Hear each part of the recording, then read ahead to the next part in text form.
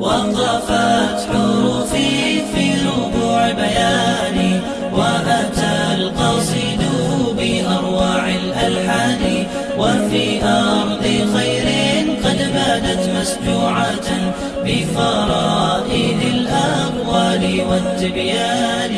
نبدي الجمال على غصون بهائكم، ليفوح عطر الورد والريحان.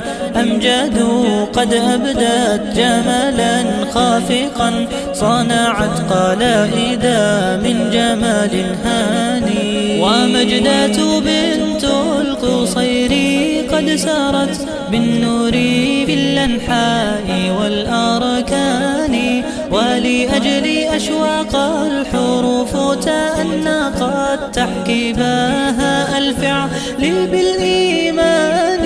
وجدان قد أبدت حديثا شامخا، رسمت وميض الخير في إمعان. أما لي أملك السماء تزينت برقت بروق